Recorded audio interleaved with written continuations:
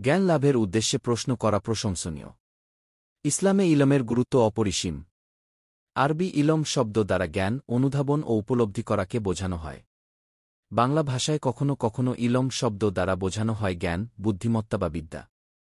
মুসলমানের প্রতি প্রথম বার্তাই হল, পড়ো তোমার প্রতিপালকের নামে, যিনি তোমাকে সৃষ্টি করেছেন। এ থেকে ইলমে দ্বীনের গুরুত্ব স্পষ্টভাবে প্রতীয়মান হয়। তাছাড়া ইসলাম থেকে ইলমকে পৃথক করা অসম্ভব। ইসলামের প্রতিটি শাখায় ইলম বিরাজমান। ইলম ছাড়া যথার্থভাবে ইসলাম পালন করা কোনোভাবেই সম্ভব নয়। তাই দৈনন্দিন জীবনে স্বাভাবিকভাবে একজন মানুষের পক্ষে ইবাদত বন্দেগীসহ নামাজ, রোজা, ব্যবহারিক ক্ষেত্রে যতটুকু জ্ঞান অর্জন করলে তা সুন্দর ও শুদ্ধভাবে আদায় করা যায়, তা জানা প্রত্যেক মানুষের উপর ফরজে আইন। হাদিসে বর্ণিত হয়েছে, হজরত রাসূলুল্লাহ সাল্লাল্লাহু আলাইহি ওয়াসাল্লাম বলেছেন, ইলম অন্বেষণ করা প্রত্যেক মুসলিমের উপর ফরজ। ইবনে মাজাহ হাদিস 224। আর সঠিকভাবে ইলমে দ্বীন শিক্ষার দুটি পদ্ধতি রয়েছে। ১. লেখাপড়া করে ইলমে দ্বীন শিক্ষা করা। ২. বিজ্ঞ আলেমদের শরণাপন্ন হয়ে তাদের প্রশ্ন করে কাঙ্ক্ষিত বিষয়ের সঠিক জ্ঞানার্জন করা।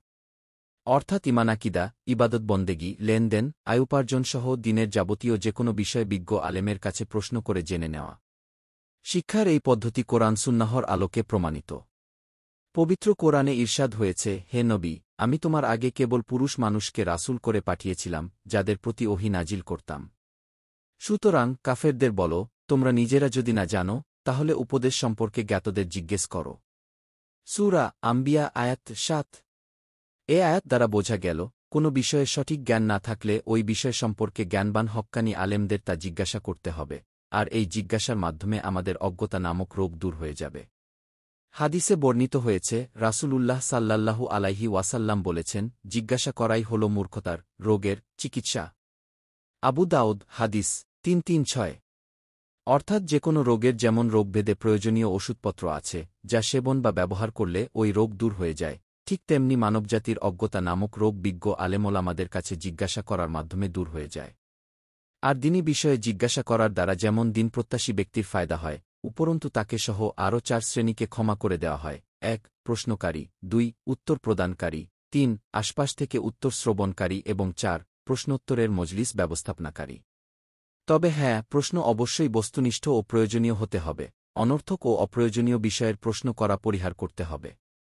তাই তো হজরত রাসূলুল্লাহ সাল্লাল্লাহু আলাইহি ওয়াসাল্লাম বলেছেন, জ্ঞানার্জনের উদ্দেশ্যে সুন্দর প্রশ্ন করা বিদ্যার অর্ধেক। শুআবুল রহমান হাদিস ৬৫৬৮। এছাড়া জ্ঞানপ্রত্যাশী ব্যক্তির প্রশ্নের সঠিক উত্তর দিয়ে তাকে ওই কাজের প্রতি প্রদর্শন করা নেক কাজের নামান্তর। হাদিসে বর্ণিত হয়েছে, রাসূলুল্লাহ সাল্লাল্লাহু আলাইহি ওয়াসাল্লাম বলেছেন, সৎকাজের পথপ্রদর্শক সৎকাজকারীর মতো। মুসলিম হাদিস ২৬৭০। আল্লাহ সবাইকে দ্বীনের সঠিক বুঝ দান করুন। আমিন। দ্বীন প্রচারের উদ্দেশ্যে ভিডিওটি শেয়ার করুন। লাইক, কমেন্ট, ফলো এবং চ্যানেলটি সাবস্ক্রাইব করে পাশে থাকবেন। জাযাকাল্লাহ খৈরান।